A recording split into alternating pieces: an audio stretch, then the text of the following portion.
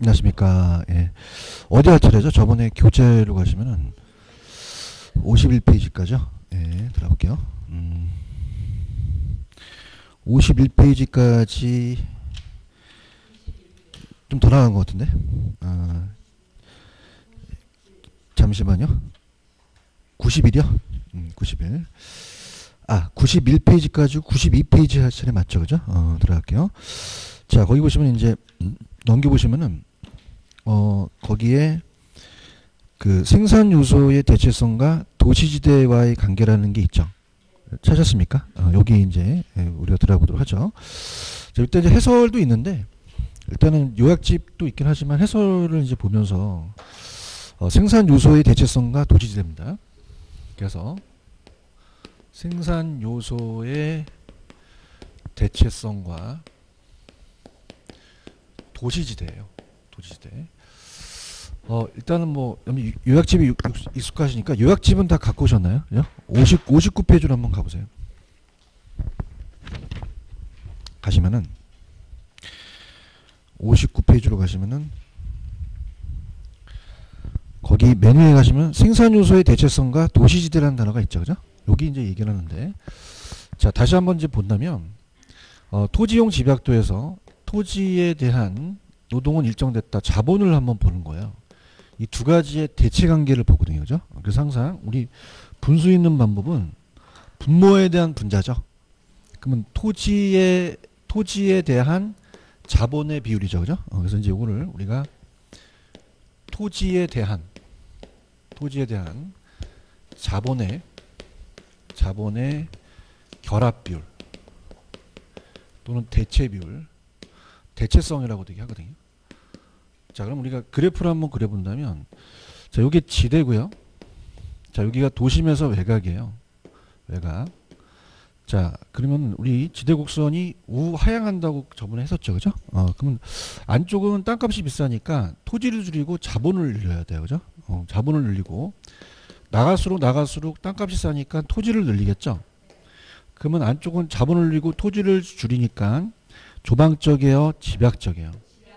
저층화돼요, 고층화돼요? 고층화. 그럼 나갈수록 자본을 줄이고 토지를 늘리죠. 조방적 되고 저층화 된다는 얘기예요. 그러면 안쪽이 집약적이 나가서 조방적보다 그냥입니까? 이 결합 비율이 높습니까? 높죠. 그래서 3차 산업일수록 결합 비율이 높고 그 다음에 2차, 1차가 되겠죠. 그죠? 그래서 거기 보시면 이제 59페이지를 가시면은 가장 이제 중요한 거는 어디입니까? 우리가 그 양가로 2번에 도심 지역의 건물은 저층화된다, 고층화된다. 토지에 대한 자본의 결합비율이 높죠. 그리고 토지의 자본의 결합비율이 높다는 것은 그만큼 토지의 자본의 대체성이 크다는 얘기죠. 그죠? 그래서 다른 것들은 뭐 다 봤으니까. 그럼 여기서 10번을 가볼게요. 10번을 가시면은 생산 요소의 대체성과 도시지대의 관계를 설명하다 잘못된 거는, 자, 2번 도심 지역에 입지하는 활동들은 대체로 토지에 대한 자본의 대체성이 작습니까? 크죠. 그리고 뭐 입지 경쟁의 우위를 점할 수 있는 것이 집약적 토지형 집약적 산업이고, 3번 생산요소의 대체성은 기업의 산업의 종류에 따라 안 달라진다, 달라진다. 3차가 안쪽에 있죠, 그죠? 도심 지역에 입지하는 활동은 뭐라고 그래요? 집심. 도심에 모인다. 그 다음에 도심 지역의 건물이 고층화되는 것은 토지의 자본의 결합비율이 높다라는 얘기죠. 여기까지 가시겠습니까? 그 다음에 이제 저번에 제가 58페이지 요약집 보시면은 마샬의 준지대와 파레토의 경제지대라는 게 있어요. 이걸 설명한다 그랬죠, 그죠? 이게 마지막인데 이 파레토하고 마샬의 준지대는 달라요, 그죠? 그래서 우리가 마샬은 준지대를 얘기했죠. 그럼 자, 토지입니까? 인간이 만든 기계입니까? 만든 기계. 인간이 만든 기계나 기구, 설비에 적용되는 거죠. 그럼 요거는 이제 이 준지대라는 것은 고정요소, 그러니까 이 생산요소가 고정요소의 수익인데, 고정요소의 수익이라는 거는, 자, 우리가 지대라는 자체가 총수익에서 총 가변 비용을 빼요. 자, 그러면은 이 기계 같은 경우는 영원히 가는 건 아니죠. 그러면 장기에 나타나요? 단기적으로 나타나요? 단기적으로 나타나고, 그 다음에, 자, 우리가 어떻습니까? 단기에 나타나고, 영구적으로 나온다, 일시적으로 나온다. 일시적으로 나온다. 요거 이렇게 가셔야 됩니다. 그죠? 그래서 이렇게 두 가지 가져가시고. 그래서, 자, 이거는 단기적으로만 공급이 고정 생산 요소가 고정됐기 때문에, 자, 단기는 고정되어 있기 때문에, 어떻습니까? 수요의 크기에 따라서 또 준지대가 바뀔 수가 있죠. 그죠? 근데 파레토는 아니에요. 파레토는, 자, 파레토는 그냥입니까? 경제지대입니까? 경제지대. 파레토는 경제지대라는 것은, 자, 이거는 토지에 적용되는 거예요. 그럼 토지에는 일시적으로 생겨요? 영구적으로 생겨요? 영구적으로 계속 나올 수가 있죠. 그죠? 그래서 이제, 거기 보시면은 58페이지 전용 수익과 경제지대는 다르죠. 이 두 가지가. 그래서 이제 우리가 공부를 했으니까 전용 수익과 경제지대는 다르고, 파레토가 얘기한 건 경제지대예요. 자, 그러면은 다시 한번 우리 복습하면은 경제지대와 전용 수입. 자, 갑니다. 자, 이 노동하고 토지가 다 생산 요소니까, 자, 생산 요소를 공급하면은 우리가 어떻습니까? 대가를 받죠. 그죠? 노동은 임금을 받고 토지는 지대를 받아요. 그럼 갑돌이가 가라는 용도로 토지를 공급하게 되면 지대를 받죠. 그죠? 그래서 을돌이한테 임대료를 받는데, 이 지대라는 것은 나다라는 용도로 받을 수 있는데 가로 이전을 했어요. 80만 원은 최소한 받은 수입이고, 전체 수입이 100만 원이라면 20만 원이 경제지대가 되죠. 그죠? 그래서 전체 수입에서 요 80만 원을 뺀 수입이 경제지대예요. 저게 전용 수익고, 자, 경제지대입니다. 그럼 다시 한번 요것만 좀 살펴볼게요. 요약집 가시면은 밑에 전용 수익과 경제지대라는 단어가 있나요? 이게 바꿔서 나왔기 때문에 지금 80만 원 받는 게 전원 수입이죠. 그래서 기회비용 성격을 갖고 있고, 어떤 생산 요소가 다른 용도로 전환되지 않고 현재 용도를 그대로 사용하기 위한 최소한 보수가 무슨 수입이다? 전용 수입. 그래서 어떻습니까? 즉 생산 요소 공급에 대한 기회비용이에요. 근데 경제지대는 이 전체 수입에서 전용 수입을 뺀 게 이 경제지대가 되거든요. 그럼 경제지대는 그 생산 요소가 현재 용도로 받는 총 수익에서 전용 수입을 제외한 나머지의 생산자의 잉여를 본다는 거죠. 그런가요? 근데 이게 아직까지 시험에 안 나왔는데 탄력성에 따라 틀려진다 그랬죠. 그죠? 가격과 양이 있으면은 토지에 대한 임대곡성과 토지에 대한 임대수요 곡선이 있다. 여기가 전체가 우리가 수입이 돼요. 가격하고 양이 있으면은. 자, 그러면 이 칠판주기를 만드는데 생산비가 들어갑니다. 그럼 생산비가 이 비분이 누구나 받을 수 있는 게 이게 전용 수입이고요. 1,000원이 전용 수입이면 1,500원을 받았어요. 그러면 500원이 경제지대가 되죠. 생산자의 잉여분이거든요. 이게 경제지대. 자, 그럼 요것만 좀 보시는데, 옛날에 이제 박찬호 선수 있었잖아요. 박찬호 선수는 희소성이 강하죠. 그럼 서울에서는 연봉을 1억 준다고 하는데 LA 다저스로 갔습니다. LA 다저스 갔더니 100억을 준대요. 자, 그러면 99억이 경제지대가 되죠. 그럼 박찬호 선수는 공급하기가 쉬워요? 어려워요? 그럼 얘가 비탄력적일수록 더 받는다는 거죠. 그럼 비탄력적일수록 그냥입니까? 경제지대가 커집니까? 커지고, 토지 같은 경우는 완전 비탄력적이죠. 그래서 100% 다 경제지대라는 얘기죠. 그죠? 그럼 자, 요거 관련된 문제에 가는데, 제가 이렇게 암기를 했어요. 제가 대학교 1학년 때, 오양마살 저한테 줬는데, 상해갖고 내가 그 먹고 체했어요. 그래서 헤어졌어요. 그래서 따라서 맛살 준 그녀와 짧게 만났다. 그럼 요거 일시적 단기적 나와야 돼요. 그죠? 그 다음에 제가, 생각해 보는데, 얘 학교 다닐 때 물감 짜는 게 파레트죠? 그냥 아끼려고 그래. 파레토는 경제지대 나와야 돼요. 그럼 자, 할게요. 자, 우리가 넘겨볼까요? 문제로 가면은 그 문제에 어디로 가시냐면은 앞쪽에 제가 좀 아낀 게 있었어요. 앞쪽에 교재로 가시면은 86페이지로 한번 가보세요.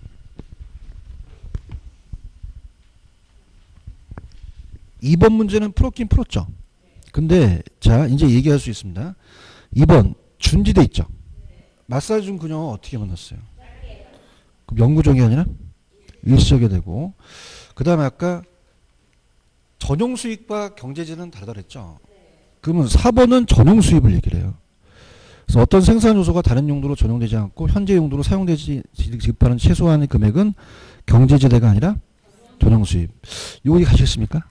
그다음에 이제 조금 어려운 게 난이도가 높은 게 페이지 93페이지로 가시면은 11번이죠.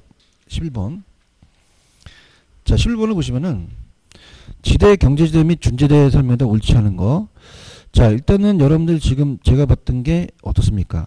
2번. 경제지대는 토지뿐만 아니라 공급량이 제한된 노동, 기계설비 등 모든 종류의 시장에서 나타날 수 있죠. 아까 박찬호 선수도 노동 기억하시죠? 그죠? 그러면 2번.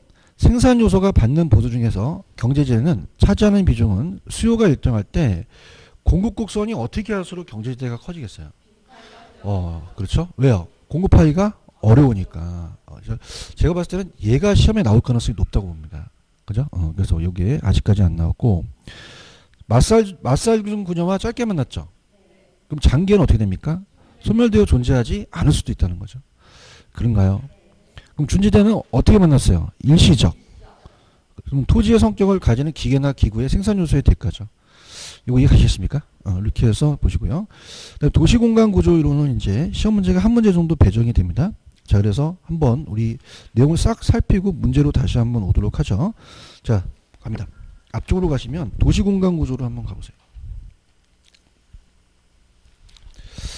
자, 페이지로는 우리 교재 요약집으로 갑니다. 가시면 자, 59페이지 찾으셨습니까? 여기. 그래서 쭉 우리가 한번 정리하는 순서로 가는데 얘도 시험 문제에 나올 가능성이 높아요. 근데 요즘은 취지가 얘네들이 머리가 좋아서 이 두 가지를 하나씩 내야 되거든요. 근데 요즘은 같이 내요.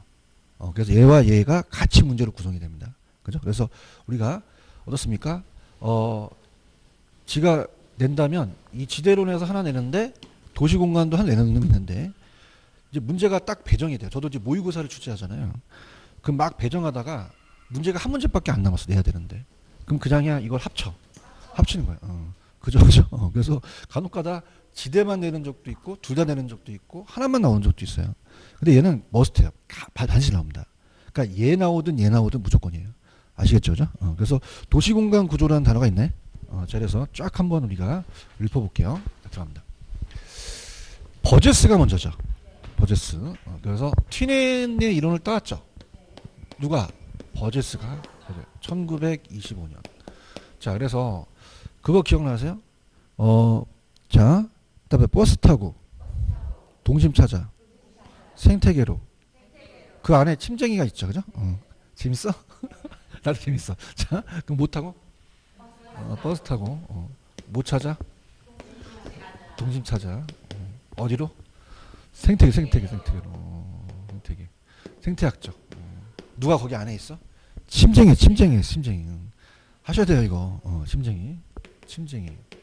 그래서 우리 이제 세종학원에 보면은 인원은 좀 전역반 적지만은 굉장히 분위기가 좋아. 내가 더 열심히 하고 싶은 생각이 드는 거야. 자, 그러면 자, 합니다. 자, 다음에 버제스, 동심원, 생태학적. 생태학적은 뭐냐면 사람이 인간은 동물은 아닌데 생태학적으로 이렇게 이 천이 이렇게 움직이는 것이 생물학적 관점에서 이제 천의 과정을 생각하는 거예요. 그럼 거기 안에 침쟁이가 있죠. 지금 확 뱉어요, 그죠? 친입, 경쟁, 천의, 이런 거 나오면 무조건 버제스 찍으셔야 돼요, 그죠? 그다음에 이제 중전은 주상의 와이프입니다. 다음에 중전, 저 고통스러워요. 개론이 버거워요. 이렇게 그래서 중심 업무지구가 있어요. CBD가. 자, 그럼 여기는 모든 업무 시설이 다 모여 있어요. 지대가 높겠죠. 지대가 높고 그 다음에 접근성도 좋고 인구 밀도도 높아요. 근데 중요한 거는 공장이 튀어나가요. 튀어나가서 전이라고 하고 천이도 하는데 우리가 요즘 시험 문제는 점이라고 나옵니다. 점이라는 건 뭐냐면 여기는 공장도 있고 주택도 있고 상가도 있다는 얘기예요. 그러니까 모든 산업이 혼재돼 있죠. 그러다 보니까 어때요? 경공업직 옆에 빈민들이 무허가 주택이나 판잣집이 많아요. 그럼 환경이 안 좋아지죠. 그래서 얘네들이 조금 소득이 높아지면 저소득 주거지구로 바꿔요. 근데 여기서 키포인트는 고소득은 외곽에 나갑니다. 왜? 환경이 안 좋으니까. 통근자지대는 직주분리라는 얘기 배우셨죠? 직장에 땅값이 비싸니까 위성도시를 밖으로 나갈 수밖에 없죠. 그런데 강남이 비싸니까 그냥입니까? 외곽에 나갑니까? 통근자지대. 예, 그래서 그렇게 보시면서 얘네들이 원하는 건 저소득층이에요. 그럼 저소득층들은 그냥요 점이 옆에 있어요. 그러면 어떻게 돼요? 접근성이 양호한 고용기가 많은 도심 지역으로 가려고 하죠. 근데 고소득은 그냥입니까? 외곽으로 나가 있습니까? 나가 있고 점이가 근거리에 있는 거죠. 아시겠죠? 그죠? 그래서 이렇게 가시면서 이쪽으로 갈수록 범죄 빈곤 질병이 많아지겠죠. 아시겠죠? 그죠? 꼭 체크하시고.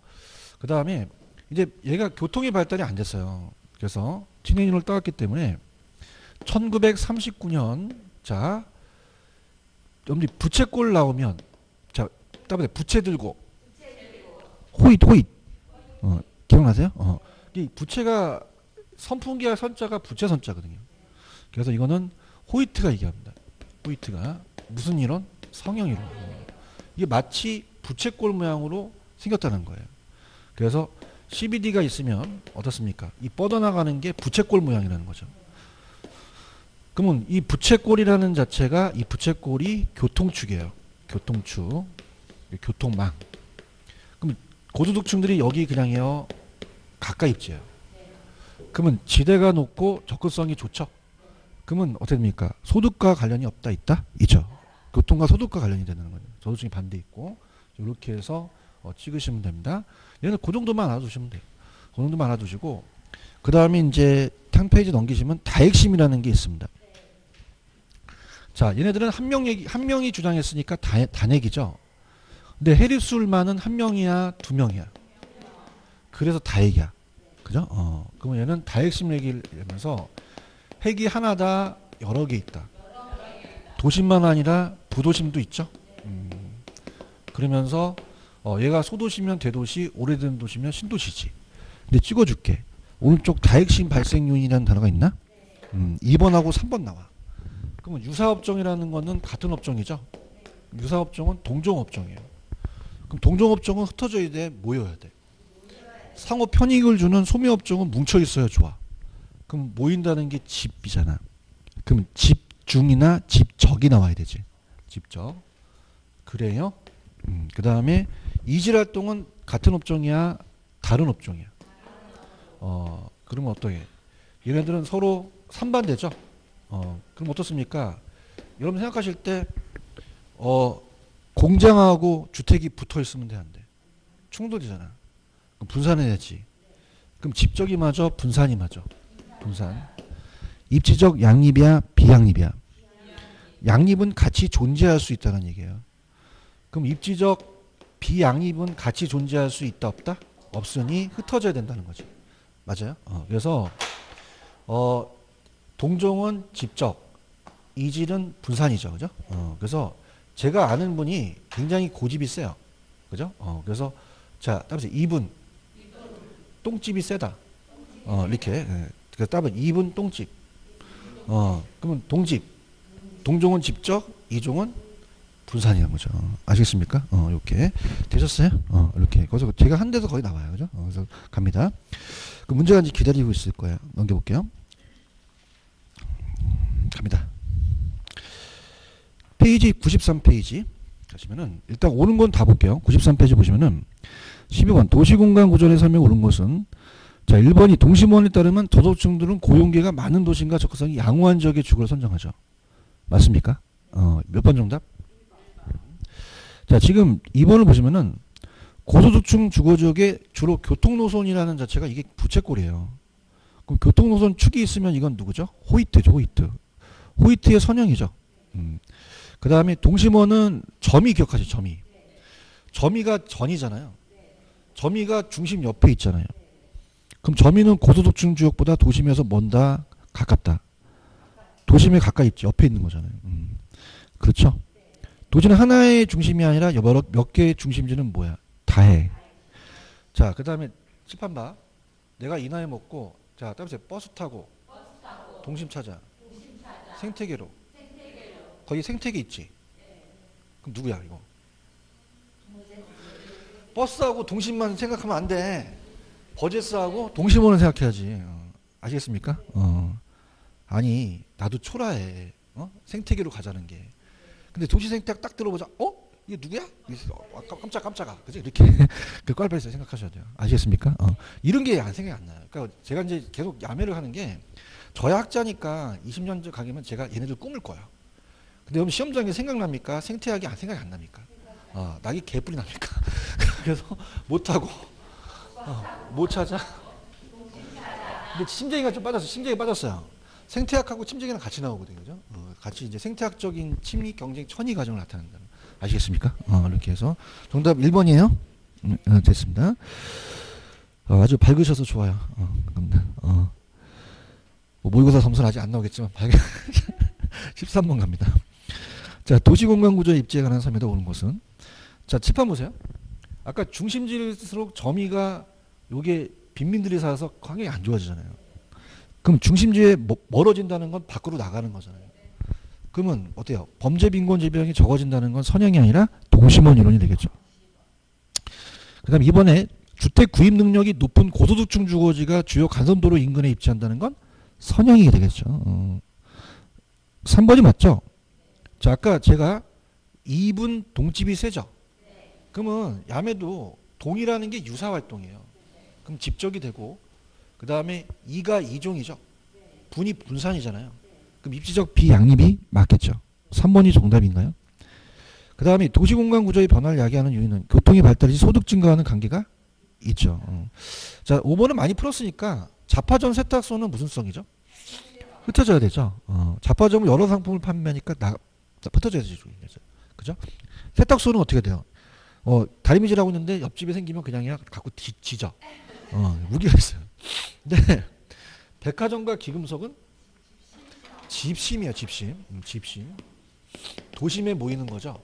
이렇게 하시고 그 다음에 14번 기출입니다. 기출은 좀 기출이라고 해놨으면 좋겠는데 4번 있었죠. 그죠? 10번 보세요. 버제스가 먼저요? 티넨이 먼저요? 버제스가 티넨을 따온 거죠. 그래서 티넨의 고립구 이론을 버제스의 동심원의 농업 부분에 응용한 게 아니라 바뀌었죠. 그죠? 그 다음에 가볼게요. 20세기 초반에 시카고 대학의 시카고 학파라고 되어 있죠. 여기가 이제 시카고 시를 얘기를 해요. 얘가 시카고 대학의 버제스가 교수거든요. 사회학자. 적지 마세요. 안 나오니까. 그럼 도시 아까 나왔다. 생태계 나오고 침쟁이 나오고. 그지? 그래서 도시 생태학 나왔고 침쟁이 있죠. 침쟁이. 침이 뭐야? 침쟁이. 침쟁이가 들어가 있네. 그죠? 그러니까 생태학 쪽하고 시익 경쟁 천위 과정을 설명한 거죠. 그래서 제가 이 야매를 만든 거예요. 아시겠습니까?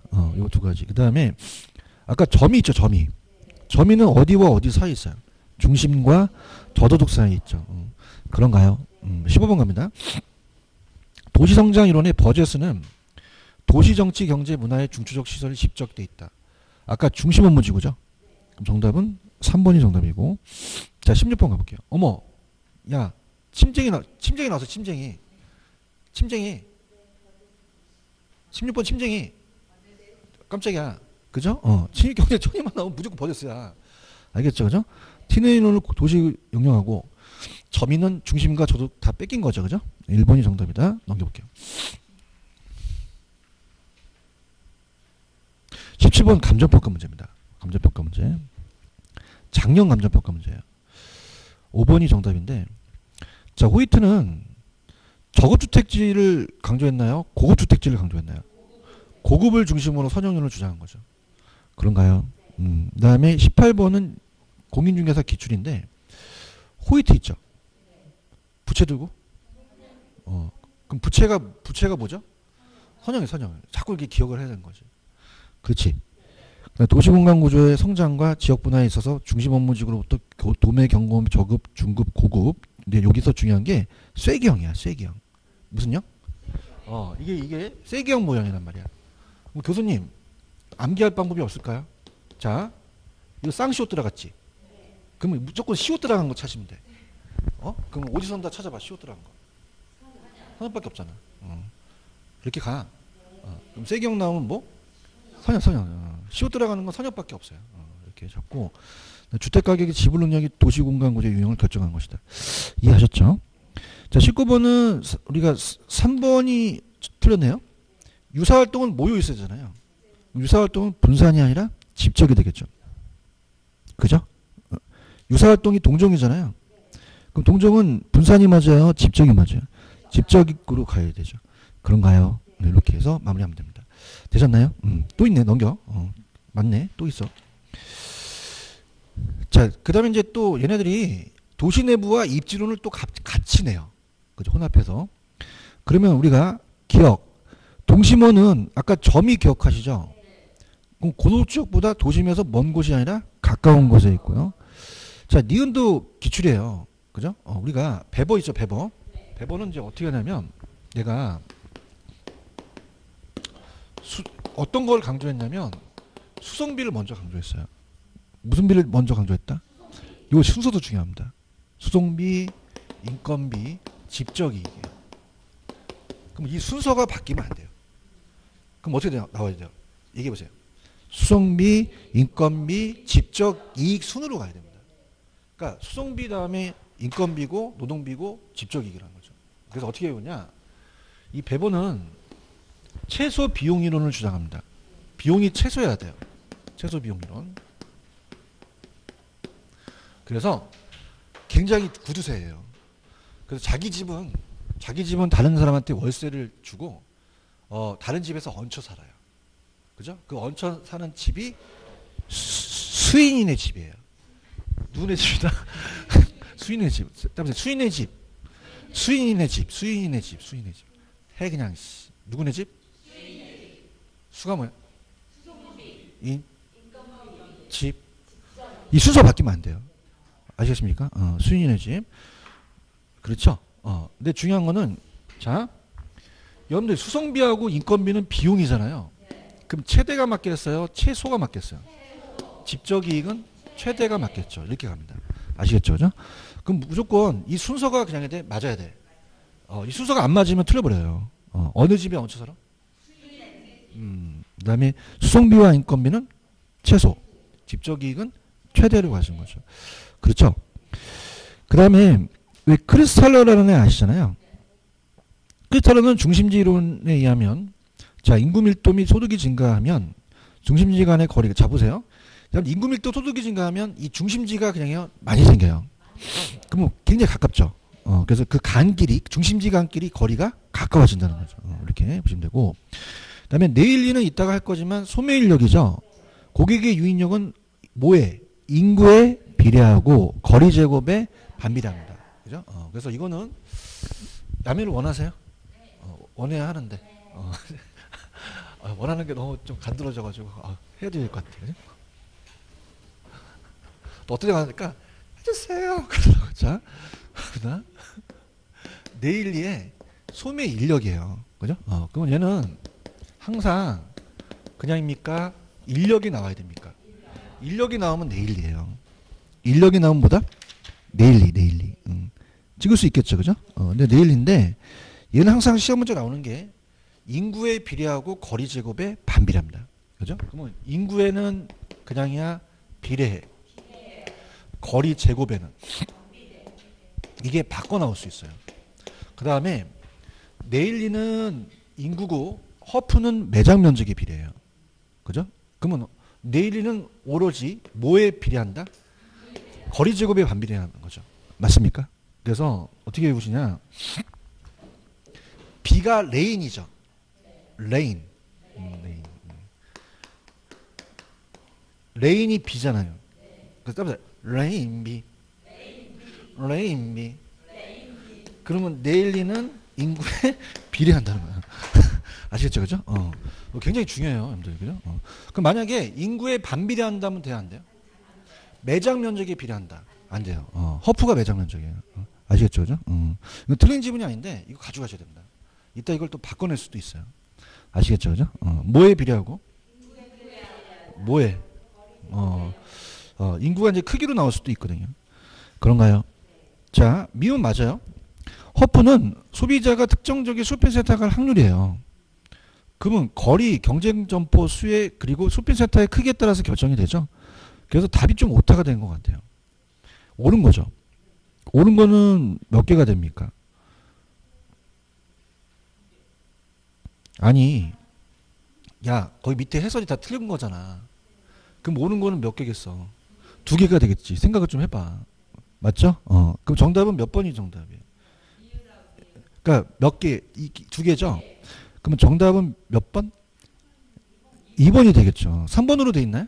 오타가 난 거죠. 그죠? 무슨 아시겠죠? 그죠? 이렇게. 이해 가셨어? 그 다음에 21번은 기출입니다. 기출. 아니, 그러니까 20번이 말이야. 밑에 해설에 보면 3개가 틀렸잖아. 그럼 맞는 건 2개일 거 아니야. 그럼 3번이 아니라 2번이 정답이지. 오른쪽에 밑에 보시면 3번이라고 돼 있잖아. 2번으로 고쳐야 되지. 아시겠죠? 그죠? 그 다음에 21번은 기출이에요. 별표. 이건 다 봐야 됩니다. 근데 쉬워요. 앉았다. 마살 중분녀와 짧게 만났지. 그럼 마샬은 파레토가 나와야 돼? 준지대가 나와야 돼? 그래서 마샬은 준지대가 나와야 되죠. 그렇죠?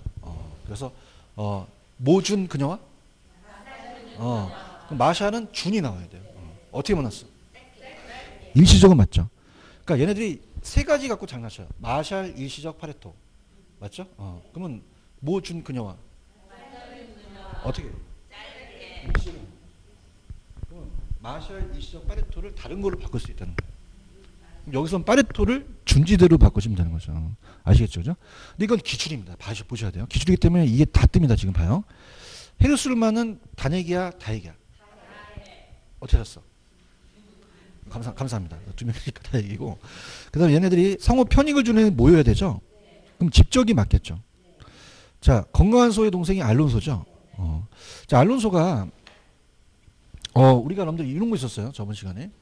알론소께서 A산업, B산업, C산업 이렇게 연결된 요 곡선이 입차지대 곡선이잖아요. 이걸 포락선이라 그래요. 뭐라고 한다? 포락선. 그래서 여러 개의 지대 곡선 가장 높은 부분을 연결한 포락선이다. 지금 제가 이거 기출이라고 말씀드렸죠? 그렇기 때문에 알아두셔야 돼요. 이게 포락선이라는 걸 알아두시기 바랍니다. 아시겠죠? 그죠? 그다음에 헤이그는 지금까지 틀린 지문은 안 나왔어요. 그러니까 헤이그는 거의 맞는 지문만 나왔습니다. 그러니까 마차의 비용은 뭐와 뭐를 합친 거예요? 교통비와 지대. 리카도는 비옥도죠.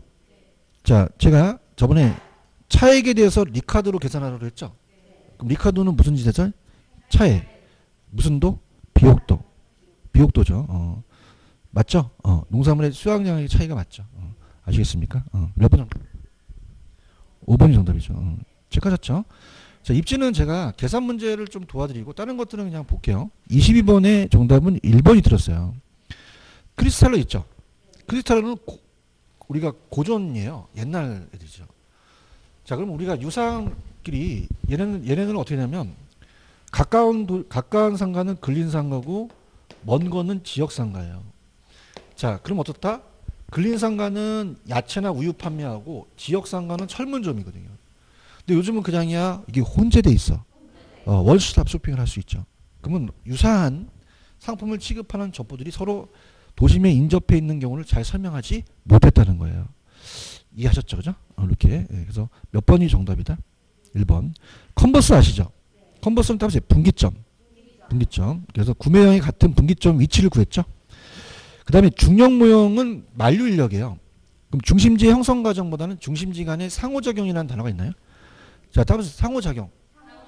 유인력.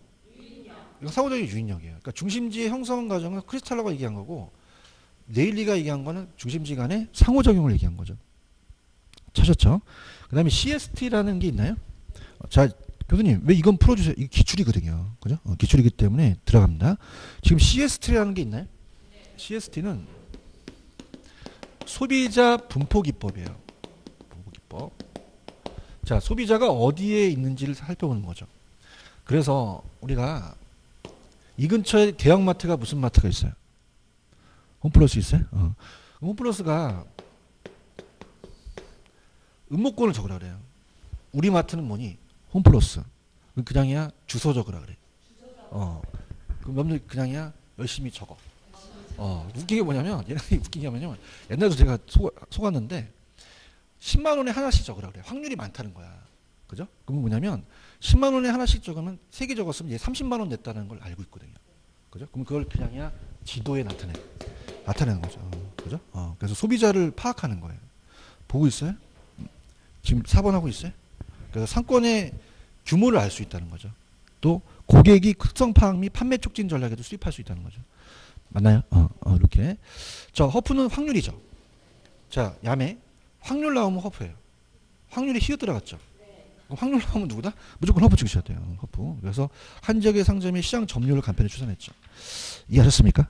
그 다음에 23번은 작년 문제인데 다 맞아요. 다 맞기 때문에 작년인데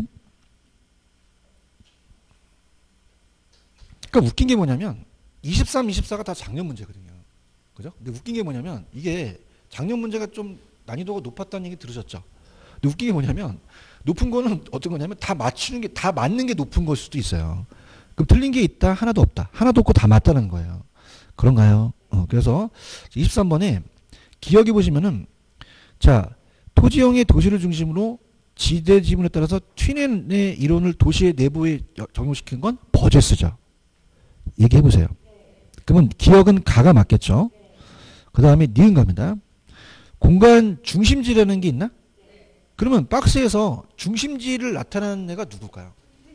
왜? 중심지라고 있잖아요. 내 말이 틀려? 공부 안 되면 그렇게 가. 알았지, 그냥? 아이씨, 중심지 찾으면 되겠다. 그래서 규모에 따라서 상권의 규모 달라지는 거지. 쉽지? 그렇게 찾는 거야. 힘들어.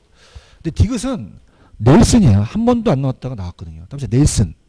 넬슨이 나왔어요. 특정 점포가 최대 이익을 얻을 수 있는 매출액을 확보하는 게 어떤 장소에 입지하는 게 넬슨이라는 게 30회 동안 처음 나왔습니다. 넬슨이. 그러니까 요거는 지문을 가져가셔야 돼요. 아시겠죠? 그죠? 이렇게. 그러면 어떻게 돼요? 2번, 3번이 맞겠죠? 3번이. 그래서 연결시키는 거고. 그 다음에 오른쪽은 24번이 다 오라요. 자, 부채 들고. 호이트는 뭐가 들어가야 돼, 안에? 아니, 호이트는 부채 들고, 부채가 부채 모양이 있잖아. 그 부채 들고, 호이트. 그러면 원 반향은 부채꼴 모양이라는 게 맞지. 도심의 하나 교통선이 도심에 방사하는 형상이다. 레시는, 자, 이렇게 가볼게요. 배번은 비용을 강조해요. 레시는 수요를 강조해요. 그럼 배버에 비읍 들어갔죠. 레시에 시오 들어갔죠.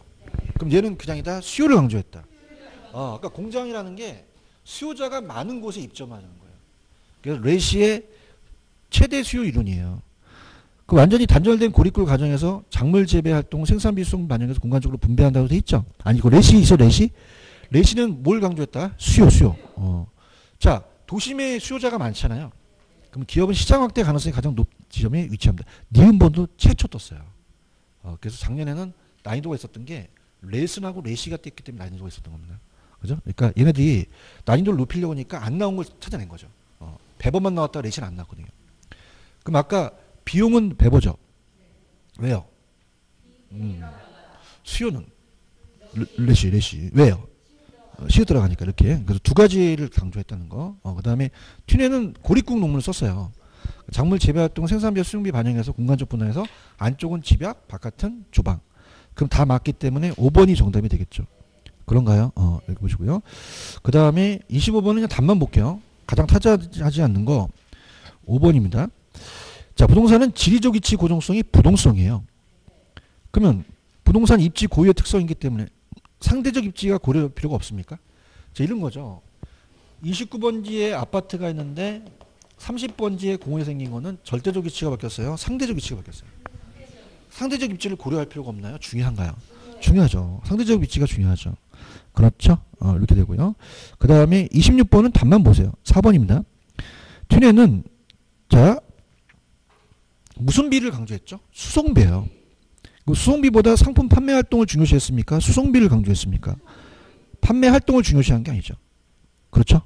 그래서 4번이 틀렸고, 그 다음에 27번이 굉장히 어려워요. 27번에 좀 체크해 보세요. 자, 이게 이제 공업입지에서 가장 어렵게 뜬 거거든요. 그래서 밑에 가시면은 원료 지향과 시장 지향이라는 게 있나요? 자, 그래서 두 가지 이제 우리가 한번 비교해 볼게요. 자, 가장 여러분들이 이제 그 쉽게 맞힐 수 있는 거는 원료 산지라는 거는 원료가 무거운 거는 원료에 있으라는 거예요. 원료. 자, 근데 이제 시장이라는 거는, 시장 지향이라는 거는 소비자가 있는 곳에 있으라는 거죠. 그런가요? 자, 그럼 우리가 두 가지를 여러분한테 추천할게요. 자, 원료 지향 산업은요, 원료 지향형은 원료가 무거운 쪽으로 원료 산지로 가라는 거예요. 그죠? 우리가 석회석이 원료예요. 시멘트 포대를 만들죠. 그러면 시멘트는 제품이잖아요. 대답해 봐요. 그럼 어떤 게 더 무겁죠? 원료, 석회석이 더 무겁죠. 그럼 일로 가면서 중량이 감소하겠어요? 중량이 증가하겠어요? 중량이 감소하죠. 그런가요? 그러면 어떻게 돼요? 제품이 무거워요? 원료가 무거워요? 원료 쪽에 비중이 큰 건 무조건 원료 지향을 찍으세요. 그죠? 꽁치통조림은 상하기 쉽죠? 그럼 부패하기 쉬운 원료도 원료 지향으로 가는 거죠. 그죠? 그 다음에 원료 산지라는 것은 그 지역만 편제돼 있어요. 편제. 국지. 그 지역만 나는 거죠. 그럼 편제나 국지가 나오면 무조건 원료 지향으로 가는 거예요. 그죠? 근데 이 시장지는 소비자가 있는 곳으로 가자는 거죠. 그래서 제가 항상 얘기하는 게 공병과 맥주를 얘기를 해요. 맥주. 공병과 맥주. 자, 공병이 원료고요. 맥주가 제품이에요. 그러면 다른 건요. 그러니까 이 안에 물과 공기가 있습니까? 그럼 원료가 무겁겠어요? 제품이 무겁겠어요? 그러면 중량이 감소하겠어요? 중량이 증가하겠어요? 중량 증가 산업이라는 거죠. 그런가요? 자, 그러면 어떻습니까? 보편 원료를 사용해요. 왜냐하면 보편이라는 자체는 물과 공기거든요. 자, 물과 공기는 그냥이에요. 시장에도 있어요.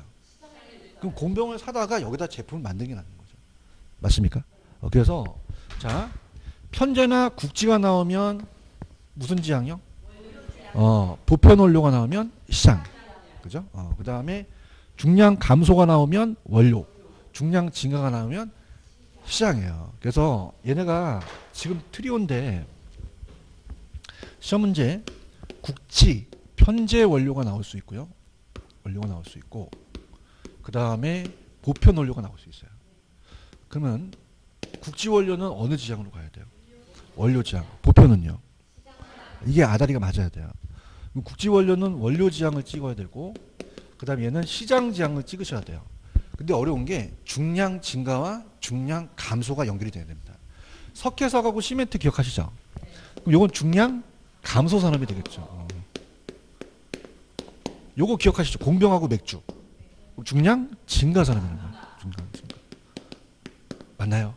그래서 야매를 두 가지 가르쳐 주는데 만약에 요것만 연결시켜서 나올 수 있어요. 그죠? 그래서 자, 따보세요. 증시. 증시는 증권시장의 줄임말입니다. 갑이라는 주식가가 떨어져요. 그럼 사람들을 그냥요 잘라야 돼요. 감원한다는 얘기 들으셨죠? 그래서 감원이라는 거예요. 감원. 자, 따보세요. 증시. 그러면 감원이 나와야 돼요. 그죠? 감원. 따보세요. 증시. 그럼 뭐가 나와야 돼? 감원이 나와야 돼요. 그죠? 그래서 여러분들 군대를 안 갔다 오셨는데 이 초소에서 암구호라는 게 있어. 암구호. 보초를 쓰는데 앞쪽에서 뭐 얘기하면 뭐가 나와줘야 돼요. 그럼 증시 그럼 뭐가 나와야 돼요? 감원이 나와야 돼요. 증시 증시인데 큰일 나요. 총 맞아요. 그럼 증시라는 건 증가는 뭐죠? 시장. 감소는 원료라는 거죠. 맞습니까? 근데 얘네들이 요게 이 세 가지를 이렇게 낼 수 있어요. 그죠? 그러면 감원까지 다 나와야 돼요. 그래서 어떻게 되냐면 국이 앞에 나와야 돼요. 그죠? 그래서 자, 이건 트리오입니다. 3종 세트. 따보세요. 국감원. 다시 국감원. 혜성 씨가 이제 여기 행정도시가 들어왔는데 요즘 우리가 어떻습니까? 항상 국정원이라고 들어오셨어요? 네. 국정원 우리를 감시하잖아. 열받아 죽겠어. 씨. 그럼 이건 반대야. 그래서 만들었어. 자, 따보세요. 국가를 감시하는 소비자보호원. 국감원이에요. 그죠? 그럼 자, 갑니다. 27번 가볼게요. 27번에 2번 있어요? 네. 자, 따보세요. 국감원. 이게 딱 맞고가 맞아야 돼요. 지금 뭐 하는지 몰라? 알아요? 그러면 보편 원료가 아니라 국지 원료가 들어가야 돼요. 그래야지만 감소와 원료가 맞다는 거죠. 맞습니까? 여기 기출이에요. 이해하셨죠? 그죠? 그럼 어떻게 돼요? 세 가지가 트리오가 뭐하고 뭐가 들어가야 돼요? 국지, 감소, 원료가 들어가야 되는 거죠. 아시겠습니까? 그 유명한 국가보험을 아세요? 그죠? 국가를 감시하는 소비자 보험은. 근데 국이 뭐야? 국지. 감이 뭐야? 원이 뭐야? 이 국가보험이 딱 트리오가 맞아야지만 이 지문이 맞는 거예요. 이해하셨습니까? 그 다음에 1번.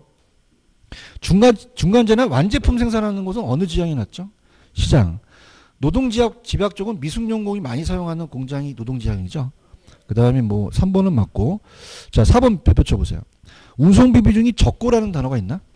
기술 연관성이 높다는 단어가 있죠. 자, 이건 뭐냐면 집적 지향이에요. 무슨 지향이다? 집적. 거기 그 지역에 모여 있다는 집적. 그래서 모여 있을수록 좋아하는 거예요. 집적 지향형. 그래서 이런 운송비 비중이 작고 기술 연관성이 높았다. 그럼 집적 지역이라는 단어가 있죠.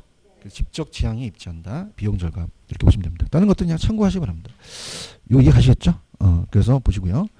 자, 그 다음에 간 김에 끊기면 안 되니까 가볼게요. 28번은 답만 보겠습니다. 자, 28번은 아까 4번 기억하십니까? 자, 레일리 아까 제가 레인비 기억하시죠? 그러면 레일리는 소메일러 법칙의 XY 도시 사이에 거주하는 두 도시 미친 영향의 크기가 인구예요. 그럼 도시의 그 인구에 비례한다는 거죠. 반비례가 아니라 비례가 맞겠죠. 그런가요? 그 다음에 배우지는 뭐 상권입니다. 예상 매상고를 파악하는 입지고 상업용은 자, 이 배우지가 상권이죠. 고객이 사회적 경제 수준이 낮아야 돼요, 높아야 돼요. 높고 그 범위가 시간에 따라서 변할 수도 있죠. 자, 네일리는 소매인력에서 상권의 경계라는 게 있나? 자, 이게 따르세요. 분기점이에요, 분기점. 그래서 분기점은 우리가 컨버스의 분기점이라는 것은 자, 지금 거기 보시면은 X와 Y 도시가 있다고 했죠? 그 만약에 X 도시가 4만 명이고 Y 도시가 1만 명이면 작은 도시에 가까워요.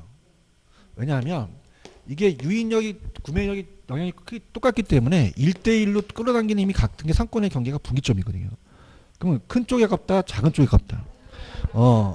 그래서 어디에 가깝겠어요? Y 쪽에 가깝다는 거죠. 이해갔나? 그럼 이게 자, 미리 가겠지만 컨버스라는 약자 들어보셨죠?